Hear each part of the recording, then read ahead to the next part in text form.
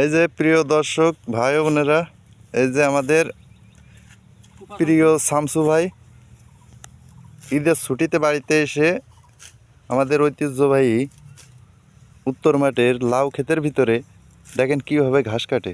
সে দীর্ঘদিন পর কাঁচি হাতে নেছে। সবাই ভেবেছিল ঘাস কাটবে না হাত কাটবে, সে কিন্তু সুন্দরভাবে ঘাস কাটে ফেলাচ্ছে।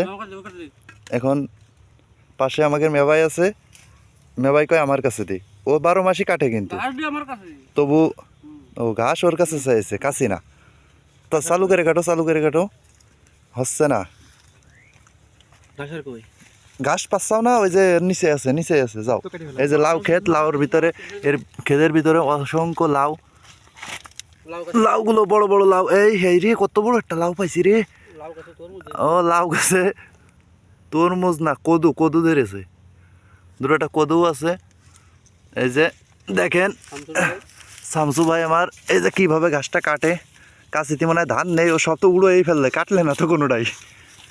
হ্যাঁ, এই যে দেখেন লাউ, দেখেন বড় বড় সাইজের লাউ আছে। আপনাদের যদি কারো লাগে অবশ্যই যোগাযোগ করবেন।